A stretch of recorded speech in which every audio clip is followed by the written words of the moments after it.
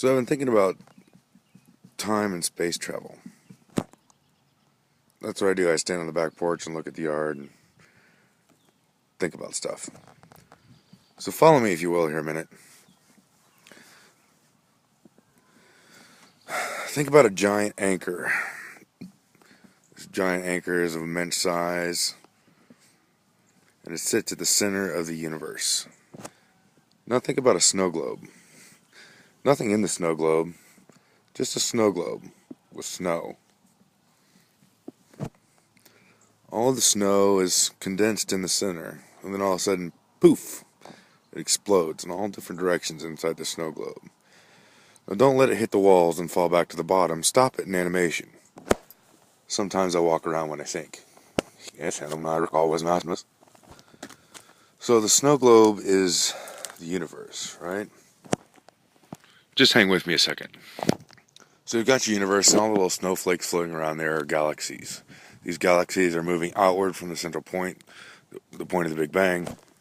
Inside of each galaxy is millions of stars. And around these stars there are dozens of planets, of which we are one. Don't forget that anchor. So back to the snow globe, the little pieces of snow are flying outward. Each one of those little pieces of snow is an animated galaxy rotating and moving through space. In each one of those galaxies, there's stars rotating around the galaxy moving through space.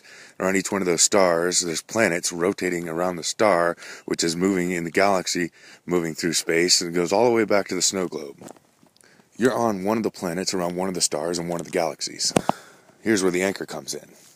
The anchor is at the middle of the universe, right there at that point of origin.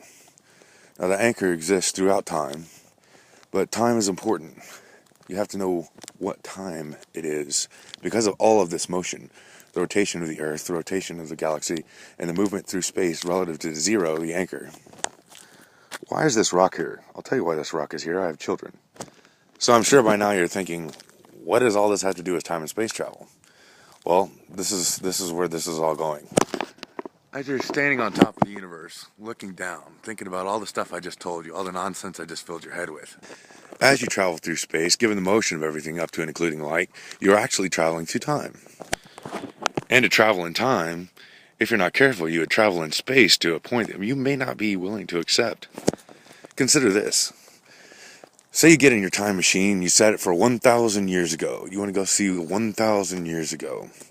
But when you set that time machine to 1,000 years ago, you don't consider the motion of the universe, the motion of the galaxy, the motion of the planet around the sun, and the rotation of the planet.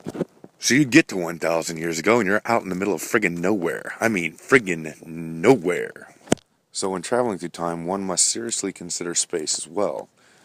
Which brings us back to the anchor.